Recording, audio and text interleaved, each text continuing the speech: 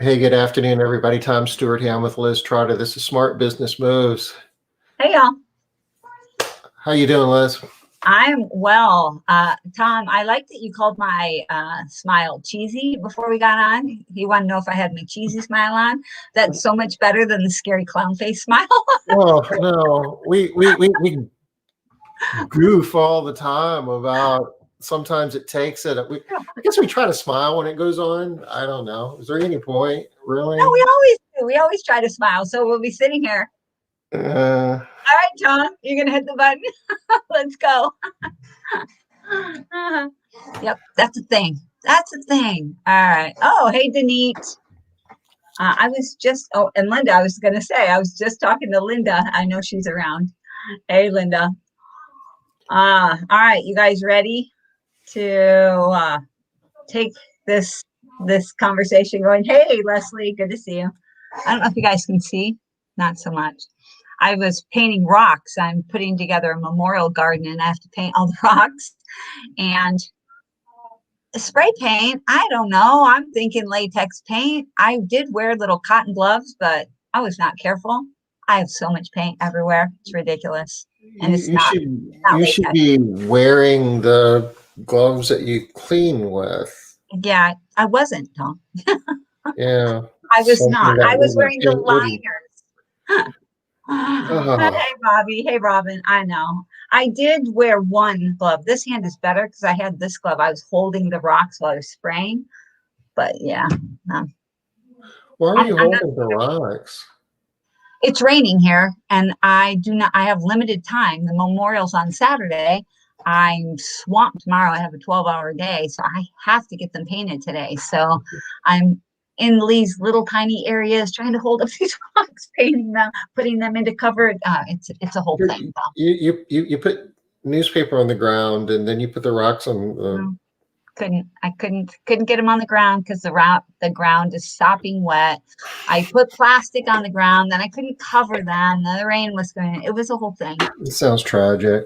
Yeah, they're all painted, so it was not tragic. They're painted. We got 40 rocks for our little garden here. All right, Robin's ready. Look at how smart Tom is, you guys. He took a screenshot yesterday when we asked him to. Yay! No, that's not being smart. That's being obedient. Well, that's That's true. All following right, look how directions. obedient Tom is. That's good. I like it. So we can actually hit the high points again.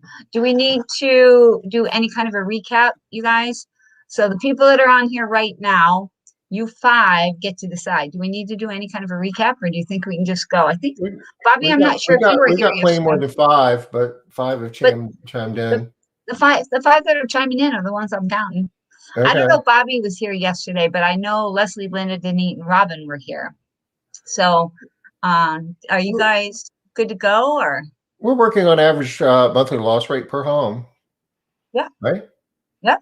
And we're coming up And with, go ahead, we're Tom. we're talking about ways of not losing homes, losing customers, and we had some ideas. Different things that people do. Good. Robin doesn't need it. Everybody's good. Okay. Everybody's ready. Okay. This is the first one I've been able to make in forever. Don't forget them in Texas.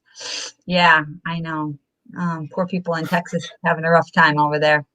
My daughter's in Texas and she has a pretty big house, and apparently she's got all the people there because she has power. She's got electricity.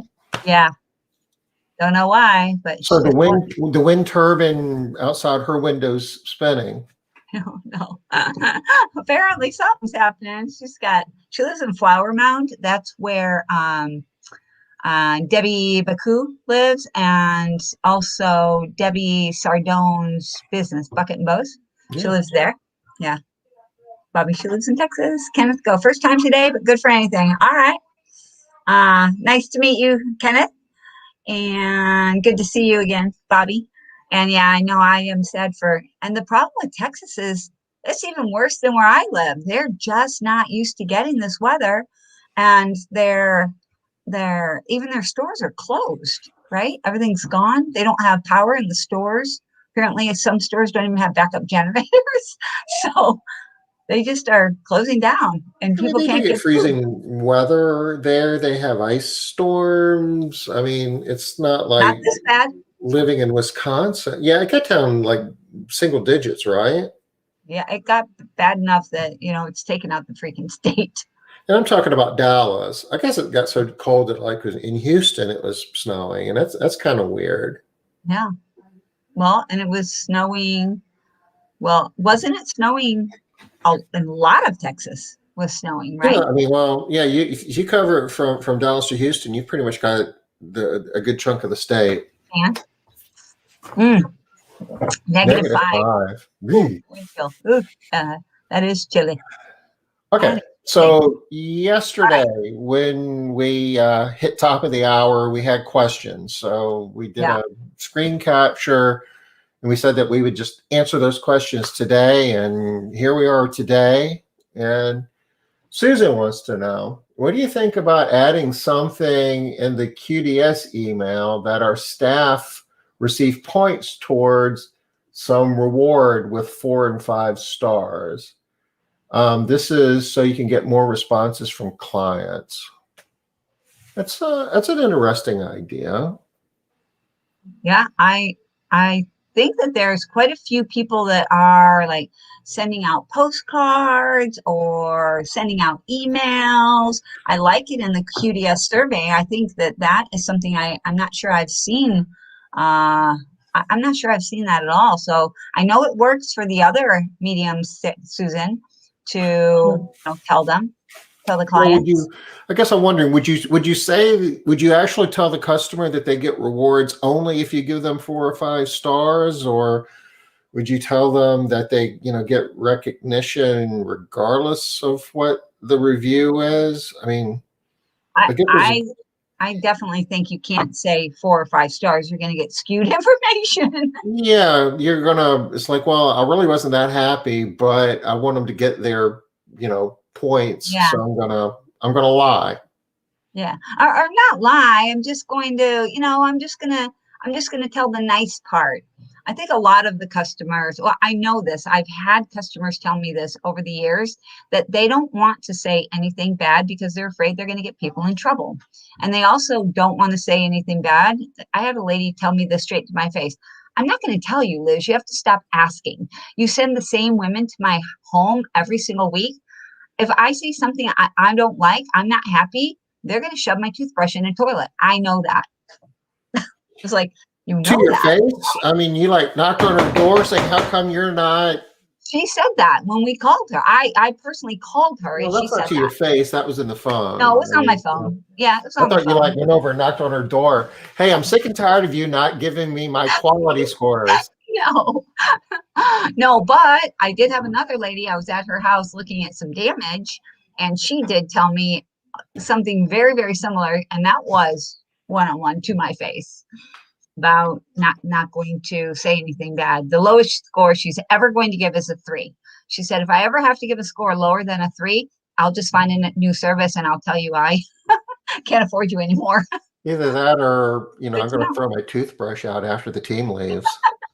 Yeah, well, that was a different lady, but I know that people do think those types of things. So I do think I like your idea of using QDS, Susan, but you might be careful about saying the 4 or 5 specifically because you might get skewed results. Unless you don't care about skewed results for a little while, or because you're trying to get some good Google reviews. I mean, that's legit too. I would be lying if I didn't say that I have asked people to give us reviews that I knew was Google reviews that I knew was going to give us 5-star reviews. So yeah, yeah, bonuses, yeah, bonus opportunities. We get more realistic ratings. Yeah, at Christmas we ran a couple of years, didn't we, Tom? Yeah. Run this deal where at Christmas time we told our clients, listen, you're it's another way to be able to bonus out your team members during the holidays is to give a review because they, whether you knew it or not, they get bonuses when a review comes in. And if you mention their name, they get even more. But we didn't stipulate that it had to be a 5-star review. It's like, just No, give us a review. Even, yeah, if it was a 3-star, 2-star, I guess even a 1-star, we didn't want to but we didn't give coerce, bonuses for that. right? We didn't give bonuses for that. We just wanted the review. And I mean, we were careful. We didn't give reviews to somebody that called us up that was upset about something. People were happy. We're like, hey, give us a review. Here's the deal. I tell my employees or clients that our employees are eager to please and want to know, and that we encourage that in our culture. That's why we send an email after every clean. Yeah, I like that line. It's a good line for sure. Yeah, definitely. Uh, didn't we have another question from Cindy, I think? Or maybe it was from Robin? Uh, but somebody wanted us to post a scorecard. Cindy did. Yeah, that was Cindy. I don't know if she's on today, but I thought, Tom, maybe you could just share. We don't have QDS, but we do have scorecards in Made Central, which is so similar that you can get an idea of how the QDS scorecards work as well. This is I set this up just to save us some time. This is all just dummy data, but this is what a clean technician would see, a cleaning professional would see if they were Made Central. These are what I call site-specific work instructions, home-specific work instructions, and a lot of the information isn't filled out here in terms of pet instructions, waste, disposal instructions, all kinds of instructions here. These are the rooms in the home. It's a whole lot going on here, but Your basic work order. yeah, it's a detailed work order. Yeah. I've already checked into the home, so I'm going to go ahead. And the way this works is when I check out of the home, So you're acting as an employee right yeah, now. I'm pretending I'm an employee. I'll back up a little bit. And what customer are you cleaning for? I am cleaning for Jack Spinner. So this is Okay. kind of the top level, and I am Mariah Karioski. Okay. And I click on this particular job, and I'm already checked in. I'm going to go ahead and check out now. Okay. And Mariah is going to go ahead and check out. And if this does what it's supposed to do, it'll send a scorecard here in a moment. Okay. And so it's sending the scorecard to who? No. To the Jack customer. Spratt? To the customer. It's Jack Spratt. Right? Jack Spinner. Spinner. Okay. All right. So how are you going to see the scorecard to Jack Spinner when you're not Jack Spinner? Did you put in the Made Central email? I think I did. Okay. Let me check. Normally, this is Spinner. Made Central software. PPP. Uh-oh. Well, no, that's not. Did you send one to real Jack Spinner? No, I thought I sent it to, I may have sent it to Rebecca. She won't mind. My coat.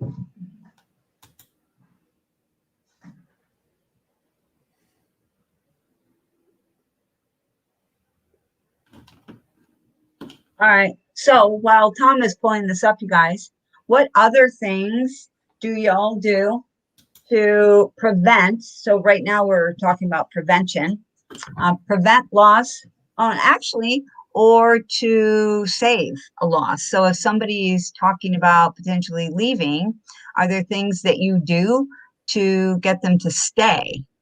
And I know there are quite a few different strategies that people take. to keep their customers from leaving. I've gone to some extraordinary measures, I know, in the past to keep a really good client. I can remember one lady, her name was Julia. She was a weekly customer. She paid us almost $190 a week. And she'd been a customer for like years. I don't even know how many, can't remember, 8, 9, 10, something like that. And we had a problem like 3 times in a row at her house, and it's weekly. So that's a lot. It might have been 4 times in a row. It was a lot though. It was just like every single time we were doing something wrong. Oh, looks like you found it, Tom. Okay, I'll finish up real quick. And with her, I did everything. I sent her an email. I called her. I sent her flowers. I emailed, or I sent her a text. I emailed her, offering basically the sun, the moon, and the stars. We'll send it, team up to the best people on the planet, blah, blah, blah, blah, blah. But it did work, and we did end up keeping her, thankfully. But sometimes we've been known to do like crazy, outlandish things to keep a good customer. All right, Tom, what you got? Well, this is what Spinner would have gotten in his email, and it's basically just asking for feedback. It puts a picture of the cleaner in here. You typically get a better response if you create the perception that they're doing this as a favor for the person who cleaned their home.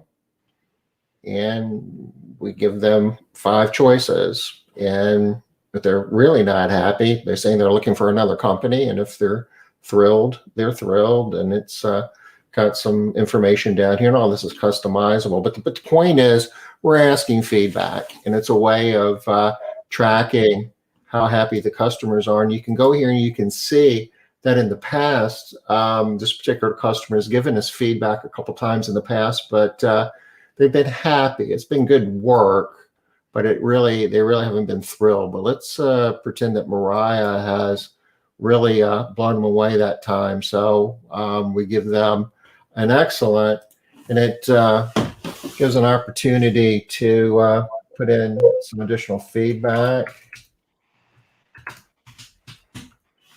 I love this about our scorecards, that you can add the tip right there. Yeah. I love that. I could actually. They can just add it to the credit card that's on file. About $1,000.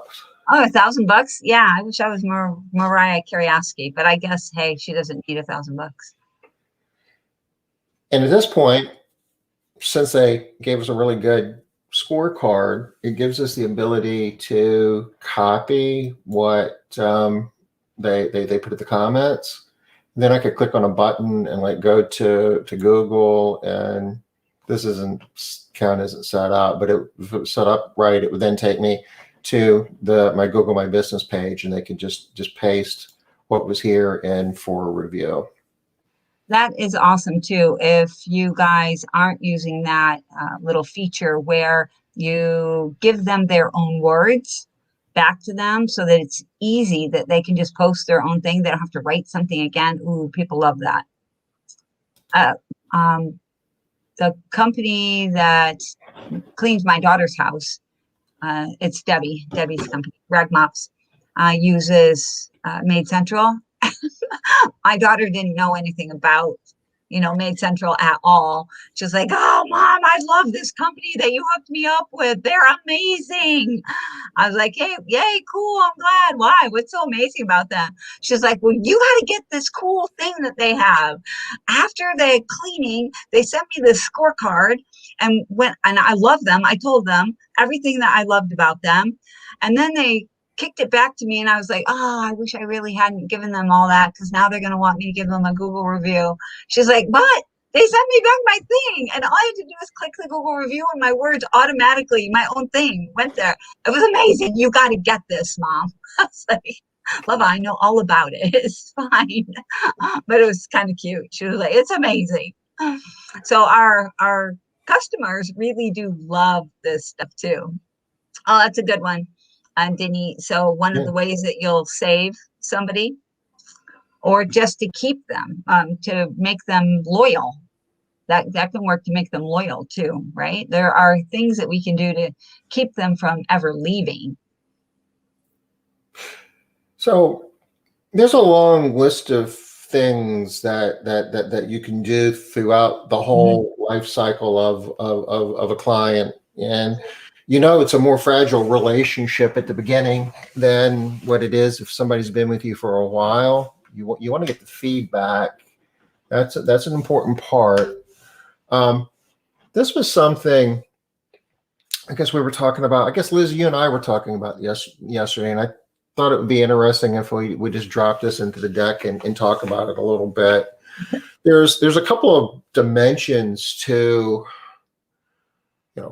what are the prospects that a new recurring client is going to be a recurring client for a long time? What is their lifetime value? Mm-hmm. One dimension is how good a job you do. That's on the vertical axis here. We're talking service quality. How good a job are you doing at establishing agreed upon expectations and consistently meeting them and allowing them. But at the same time, you got another dimension. Which is the client. I'll call it the client quality. It's just basically the profiling of the client. Some clients have a much higher probability of being a long-term client than others. Would you see? Have you seen that, Liz? Absolutely. I know everybody on this Facebook Live has seen this too. There are some clients that are just good clients for your company. You know that they're going to be happy. They love what you offer. They have money. They want biweekly cleaning. They can afford biweekly cleaning. They're happy with the service that you offer, and they're just amazing clients.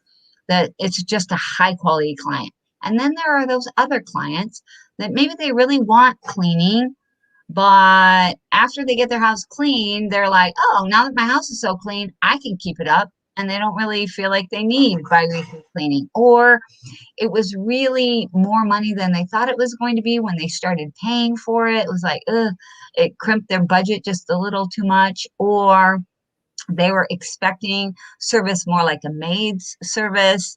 And it doesn't really matter what housekeeper they got in there. They really wanted somebody that was going to stand at the foot of their bed and dress them, whatever. So they're totally a different thing that we're looking at there when we're talking about quality. Not what we're doing for them, but who are they? And are they a good match for our company? It's the same thing as like when you're getting an employee, right? Employee quality. Not every prospect is a good employee. So there was a time when doing an in-home, no obligation consultation was the norm, and that's still being done to some extent in some areas. I know some people do it, but it's more of an exception than it used to be. Mm-hmm. And now I guess a lot of online booking, and we do a lot of online booking. A lot more of our jobs are just booked online through what we call maid service quote or booking tool. But even if we're booking online, we try to have a telephone conversation with that new client before we do the first job. And part of that is just establishing expectations, making sure that we send them an agreement, and all of this is automated, and they agree to it and click on it. It comes back and it's all in the database, but nobody ever reads any of that. So just to make sure that they really understand what they should be expecting when we show up, and also find a little bit about them in terms of what experiences that they had in the past with professional cleaning companies. We want to know, have you ever used a professional cleaning service before? And if they say, well, no, not really, this is the first time because my mother-in-law is coming tomorrow, then that doesn't, create a lot of confidence that they're going to be with you for a long amount of time. They might be done after that first cleaning after their mother-in-law leaves. If they say that, yeah, we just moved into town and, we, came from, some large expensive city, and we had, every other week service with a national franchise for the last 10 years, then that's a high quality candidate. That's a high quality client that Definitely high quality. if you do your job right, you could, have them for a long time. Yeah, and they're already ready to sign up. They just want you to show them that you're the right company for them. And then they're like, okay, I'm ready. That they already know they want you. There's no talking them into it at all. Those are the easy ones. Those are my favorites. So, we love all our clients, but some more so than others. And, if you're putting your schedule together and, all of our cleaners are great, right? But some maybe more so than others. So if you're really trying to figure out, who's going to, which new customers are going to be going with which cleaners or which teams, you might want to take that new, client who just moved into town, who had a national franchise provide every other week service to them for the last 10 years with, create the best opportunity for them to get the best experience as you could, because that's your higher, quality. And the way this works is the higher the quality in this dimension and the higher the service in this dimension, the higher the client lifetime value is here. Are you pointing at something, Tom? We can't see I anything. am. I'm just pointing on something. Oh, there we go. I can see it. I don't know why. The higher, or the further on this scale, the higher the quality of the client, and the higher on this scale, the higher the quality of service that you're providing. So you put those two together, you're getting up here, and that's really where you want to be, because that's where you're really making the most money over time. Yeah. More money. The longer they stay with you, the more money you make off them. Yeah. I'm just curious, did you guys all go yesterday and figure out what the lifetime value is of your clients? Did anybody go figure out what the lifetime value was of their client? Remember, it was a really easy number to figure out. Tom, can you show real quick how to figure it out? Because while we really love showing you guys all this so that you can sit and watch it, we really want you to go back and do some of the work, right? Figure out how to take advantage of these learnings. All right. So go ahead, Tom. All right. You plug in what your average revenue per job is. You just build a spreadsheet, and so just you need to know what the average revenue per job is, and you need to know what the average number of jobs per month is for a recurring client. So, like in this example, the average revenue per job is $150, and this is talking about recurring jobs. And then the average jobs per month for a recurring client would be, in this example, is 2. It doesn't mean that that everybody is cleaned twice a month, but it averages out to closer to twice a month than 3 or 1, and your number could be anything. It could be 2.5, 2.2. It's figuring out that recurring. Okay. Does everybody know how to figure out what their average number of jobs per month per recurring home is? Have we talked about that? I think we did, but I'm trying to remember how or where. Does anybody remember us talking about the average monthly loss rate per recurring home? Where did we talk about this? Yeah. You take all the jobs that you do in a month, you subtract from that your one-time jobs, and what's left over, that number is all your recurring jobs, and you divide that by your number of recurring clients. Bang. Maybe the day before yesterday. Maybe over there in column D, Tom, recurring jobs divided by recurring clients.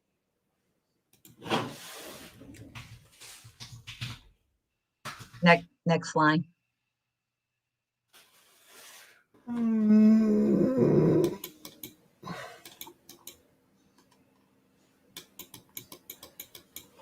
There we go.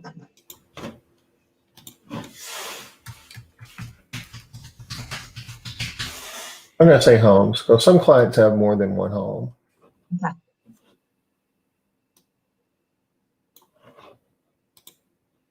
You're gonna move that down. But it's where we want it to be, right? Recurring job. Oh, average job. Sorry, average jobs per month. Yes. And we've talked about the average monthly loss rate, how to calculate that.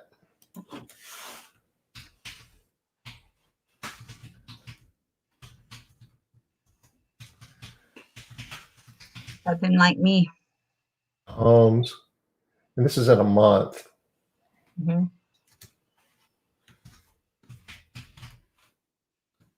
They're all of this stuff's in a month, right? Yeah.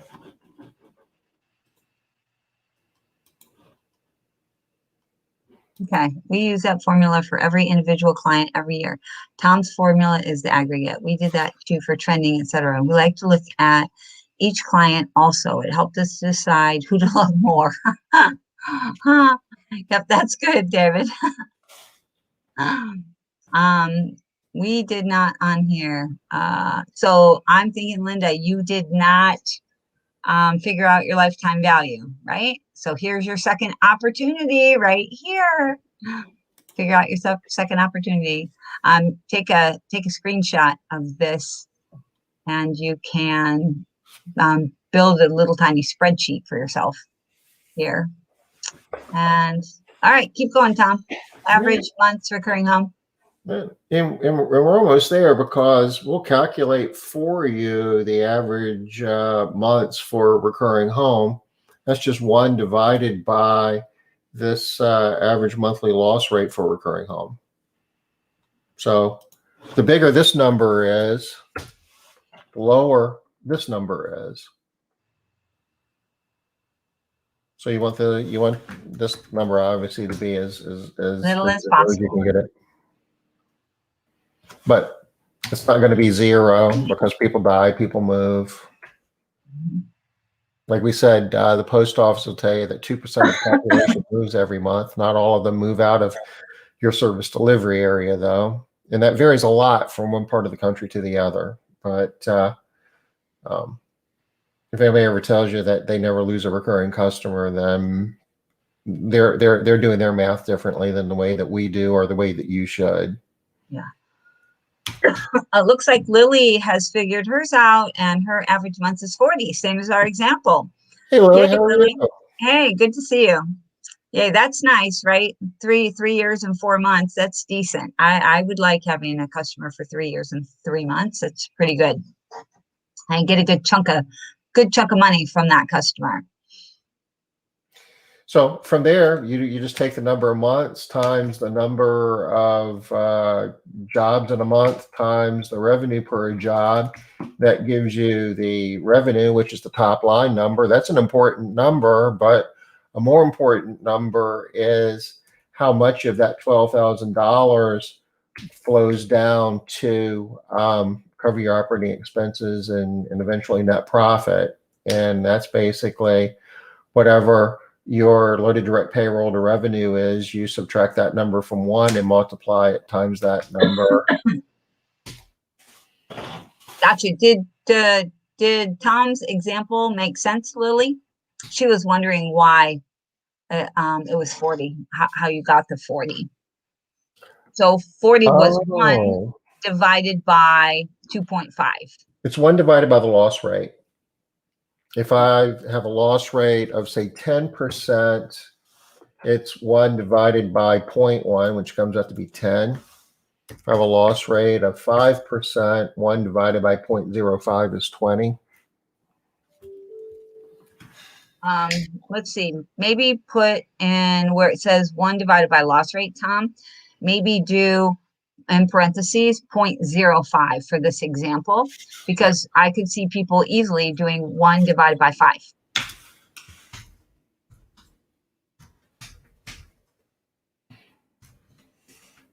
There we go. So for this example, it would be 0.05 for the 5%. Now I'm going to go ahead and change this to 0.2, that, and I'm going to forget to change that. It's going to mess everybody up. You're going to do it right now. I'll put it back. Okay. And this number here is the revenue times, really?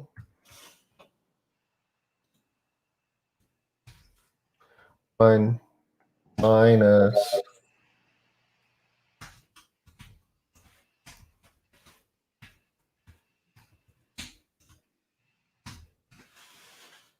whatever this number is, you just multiply that times 1 minus your loaded direct payroll to revenue, which is a proxy for COGS, which means it's almost the same thing as your cost of goods sold, or also known as your variable cost.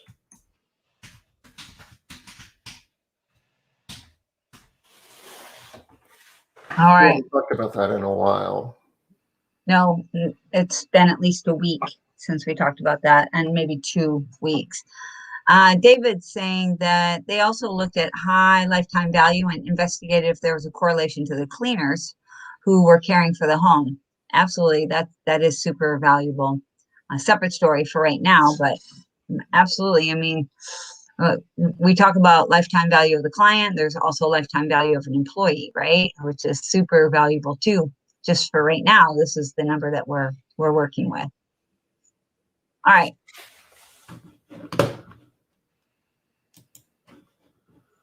What's next? I want to talk about quality just for a little bit. Okay.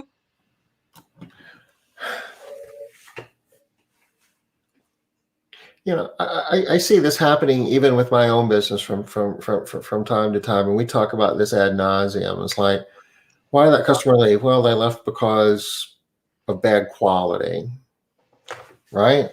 You hear that? I don't think a lot of people usually say bad quality. My experience is most people say they can't afford the service, not bad quality. Can't afford the service or bad cleaning. Same Right? thing. Same thing. Yeah. Well, not always. No, but a lot of times. A lot of times. We've done, Tom, that we've done these calls and we've called on other companies. So I've been in a couple of groups now where we've done round robin calling. And so I will call the ex clients of another company to find out why they really left, independent survey, and people will give us completely different information. It's anonymous to the business owner, and they tell us almost 2 to 1 that the people that couldn't afford it was almost always came down to value. It was so rare that it wasn't value, meaning the level of service that they were getting for the amount of money that they were paying, that it was so negligible. It was always quality. A misalignment of expectations. Yep. But in their mind, quality again, because they were expecting this to be done and they didn't do it. So it was a quality issue. And that was never. That's a good one. That's a good one too, Linda, going in a different direction. It was never established up front, though, that, this is what you should expect. And no argument. Cleaning is a hard thing to define. And too often when you're booking a new client, when we're booking a new client, the discussion goes along something along the lines of, do you clean homes? Yeah, we clean homes. It's like, well, great. I want you to clean my home. Well, thanks. We'll be there tomorrow. And there's a whole lot of different definitions for what cleaning home is. And it's kind of like, do you guys sell fruit? Yeah, we sell fruit. And we show up with a bunch of apples and they were expecting oranges. Yeah, absolutely. So I would even argue that there is no such thing as really quality, because the quality is in the customer's expectation. that's where the quality lies. So there is no real like definition of just quality, uh, because it's different for each person, for each customer. All of this is out of a book called Serve Qual. We've shared this before, haven't we? I'm sure we Yep. have. Yep, we have. I swear there's a book. Right there on your right, you can see the graph for it too. Well, actually, there it is, right there in the middle, Tom. To change the cover. Yeah. An old book. This is the 2020 edition. My editions are older than that. Yeah. This is what mine looks like. Okay. 2009. So buy the other one, y'all. Buy the new updated one. Yeah, from you can get the other 2020. one if you want. Yeah, might be a little bit more relevant today. It's still the same basic stuff, Tom. The Kindle version is $58. It's a pricey little book. You can't even get it paperback.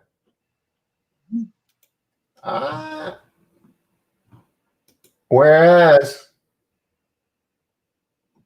you get spiral bound for almost $800. Anyway. No, Tom, we're not getting that. Oh, come on, Liz. I want it. I want the spiral bound. Okay. 3 things to think about service quality. One is service quality is more difficult for customers to evaluate than what they call goods quality, rather. And goods are tangible things that you can hold. You know, a toaster, you can pick it up and you can feel how heavy it is and how, well it toasts bread and the design and so forth. You can make a lot of judgments about something that's tangible, whereas service is a lot more abstract. Absolutely. Another common theme when you're talking about service quality is customers do not evaluate service quality solely on the outcome of the service. And this is really, really important. More times than not, unhappy customers are unhappy about a lot more in things than just how well you got the ring out of their bathtub. Yep. And we'll talk anybody that's run a cleaning company knows that. You get complaints about everything under the sun. And a lot of times you don't hear about some of the other things until the customer is angry, because the thing that triggers them initially is maybe something that's not clean in their home, right? That might be the thing that they know how to complain about, because they know how to talk about that. It's really hard to complain about things like, they just move things around. They don't put things back where they belong. It sounds petty. It's hard to complain about, but it's quality in the customer's mind. It might not be in the company's mind. Or they don't pick up my stuff. Every time I come home, it doesn't even look like they cleaned in here. Well, because we're not a pickup service, maybe. I know a lot of companies don't do pickup service. So we cleaned around all of your stuff. Yeah, your house still looks dirty because you left all your stuff laying around, but that wasn't my job. That was your job. So different expectation again between the customer and company. My house doesn't smell clean. Yeah, that's a great one. Especially now. And then you got all the scheduling stuff, the time that you show up, the amount of time that you're in the home. Even how they pay for the service. Who shows up to the home? A different person coming. They haven't even seen the person clean yet, and they're already not happy. Yeah. They don't like that person. Maybe they don't like men in the home. Maybe they don't like. There's so many things that can impact what they would call quality, the quality of the service. Did you close the blinds the wrong way? Did you lay them down instead of lay them up when you left? Did you leave a light on that you should have left off? There's just so many different things. David, no, I didn't. I did not. No. And a lot of those are within the control of your cleaning professionals, right? Not all of them, though. The thermostat got, adjusted, things like that. And all of that kind of goes back on the cleaning professional. Now, did you tell them what to do? We got a model here. We're going to jump in this in a minute, but there's a lot of things that even be completely beyond their control. Your cleaning professionals don't have any control over how many homes you had them clean before you got there, and what, within bounds of reasonability, what time they're going to show up. Like I said, terms and how people pay. They want to pay with a credit card, or they want to pay with a check, or you get their bill wrong and you think you send them an extra invoice because, all those types of things happen. And there are things that look like they are directly related to the cleaning professional, but they're actually not. Maybe it's a function of how they were trained. Maybe the customer doesn't like that they dry clean things instead of using water and rinsing, because that's how they clean, is with water and rinsing. Or they don't like the type of mop that the cleaning professional is using. They don't think it cleans well. So they complain that, she didn't do a good job mopping the floor. But that's the system. It's not really within the cleaning professional's control either. They have to mop with what you give them to mop with. Yeah, they can mop harder, longer, faster, but still, if the customer doesn't like your mop, regardless, it's a losing battle for them. Or your cleaning professional reminds the client of the girl her husband left her for. That's a real thing. That's right. Or you just have your people that work for you are just too cute. And it's upsetting. She doesn't like her husband being home. Well, I had this happen to me. She was newlywed, and she either wanted us to send all men to the home, or she was going to find another service. We did send all men, which was easy. We were happy to send men, but it was awkward. Yeah. Or what about, I'm sure some of you guys have dealt with this. We have been cleaning a home, and the husband comes home, and nobody ever told the husband that the wife was paying for cleaning. And we're in trouble now. We're yelled at. We're the bad guys. What did we do? We didn't do anything. Your wife hired us. She's the one that's been paying us. Talk to her. So there are a lot of things that don't have anything to do with the quality of the work. And as far as quality is concerned, the third point here is the only criteria that count in evaluating cleaning service quality are defined by customers. Only customers judge quality. All other judgments are really irrelevant. Yep. And going back to your little, very simple L graph, Tom, that's how you define your client quality. Or when you are in agreement about what quality is. When the customer agrees with you about what quality is from your standpoint, the quality that you provide, and they are on board with, yes, that, and that's what I want, then you have quality. Then you have quality service. So, and I would argue that McDonald's provides a quality burger, because when I want that exact McDonald's burger, I get the exact McDonald's burger. It never tastes different. It's no matter which McDonald's I go to. It's always got the same number of pickles. It tastes the same. So that's it's consistent. Now, so they say what they do and they do what they say. In the eyes of some consumers, they might say, well, that doesn't meet my expectation of what I'm looking for. But there's billions and billions of them served, right? Yeah, absolutely. So, you just got to have the McDonald's customer. And I don't go to McDonald's every day. I only want a McDonald's customer when a McDonald's hamburger when I want a McDonald's hamburger. And on the other days, I might not think McDonald's is so great, but I do on the days I want it. So we got about 10 more minutes, and we got 2 more slides that we're going to get through, and we're going to wrap this up this week. There's 5 dimensions of quality. So when you're really trying to figure out how you want to provide that quality service to, extend that, lifetime value of a customer as long as you can, as a home, as long as you can, and to minimize the loss rate per month. You want to be looking at first at the tangibles, and that's just physical appearance, everything from your equipment to your uniforms to, the literature in your website, right? All of that just makes an impression. And these are tangible things that your clients can see. All right, so I'm going to just point out something to you guys. If you want to recreate this, which I highly recommend, super, super helpful, we switched it around to RATER, RATER. It was easier to remember: reliability, assurance, tangibles, responsiveness, empathy. Oh, I did it wrong. It was, think, reliability, assurance, tangibles, empathy, and responsiveness. So putting the R's alphabetically helped me too. But having it in a way you can remember it, you can ask your people about it. You can ask them, give me a RATER score. So you can talk about this in a much larger way where all of your people understand these are the dimensions of service quality, and it's a much bigger story. It can help you with the matter, meaning, and measure that we're always talking about. This can really help with the meaning part of the job. It gives people that feeling of meaning. They're doing something meaningful in their work. All right, I had to interrupt, Tom. Go ahead.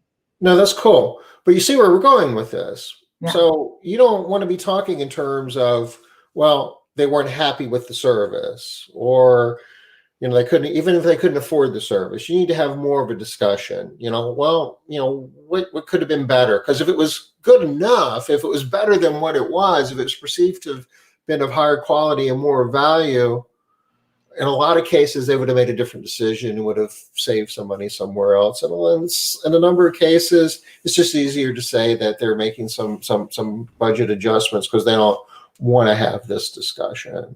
Right. And this is a hard discussion to have. And a lot of times it is more than just one area. It is one of these other ones. You're going to go through these real quick with them, Tom? Reliability, ability to perform the promised service dependably and accurately. I guess that's kind of the whole McDonald's thing, right? They're reliable. Mm-hmm. You can argue what a good hamburger is, but you know what you're getting. And in our field, that means you show up on the day that you say you're going to show up. You're always there on that day. It's not constantly bumping them off the schedule, moving them around, and that they can count on what you're going to do, that you do what you say you're going to do. And they're used to getting the same stuff over and over again. And responsiveness is willing to help customers provide prompt service. It's kind of like somebody's answering your phone and you basically are acting like you care, right? Yeah. And another aspect of this is when they're in the home. And if the customer asks them something while they're in the home, hey, can you do this? This responsiveness is going to matter. Your people in the home need to know how to be able to respond in a way where the customer feels that they're being responsive. Because if they're just like, well, we can't do that today, we don't have time. This is our, we don't have enough time to get to that, or whatever. It's not going to bode well for your company. Assurance, knowledge, and courtesy of employees and their ability to convey trust and confidence. That's everything that we talked about in terms of training. That's a huge part of that, and just being courteous and making your clients feel comfortable and safe. And we know this, right? Part of us doesn't like this, but we all recognize that we have to do this. Part of us has to judge somewhat the appearance of our employees. If somebody has a look that is not commensurate with what we're trying to provide, we're not going to be able to hire them, because we need to be able to convey trust and confidence for sure. For example, I had a guy that applied for our company, and neck tattoos are a little bit rough for some people to handle, but 2 teardrops down on his cheek, that was an out for us, because too many people, I don't even know what those 2 teardrops meant for him, but in my area, too many people think that means he killed 2 people. So I'm sorry, I can't hire you. Too many people are going to think you're a threat. That And matters. empathy is the final one. Being able to feel what your clients are feeling and let them know that, you feel their pain. And this, I think DISC plays a lot into this. So when you are dealing with a customer that's upset in some way, something has happened. Oh, we got a whole nother slide here. So you guys know what empathy is. I'll let us get to our next slide here. But I'd like to use DISC in this area. Well, we can talk about this because really this is pretty much the end of it. Go Oh, ahead. yeah. Oh, I thought I had another slide there. So I like to think about DISC because when people are upset and bothered by something, they respond in different ways and they need different things from you. And it's easy to fall into a pattern of responding according to who we are and how we like to respond to people versus what they need, and giving people what they need based on who they are. For example, the customer that is a very high D. When he gets angry and he gets over the edge angry, he might start with a loud voice or start really sounding angry. And when he's upset, when his level of upset might not be any more than the person that is just stating it bluntly what they're upset about, just saying, yes, I was upset because they left the door wide open, and I'd like it if you talk to them and not have them do that again, right? So still understanding that all of the different behavioral styles need a different response because they need an empathetic response, a response that goes to how they're feeling, not to how we want to respond. Oof, that was a long-winded way of saying that. Sorry, y'all.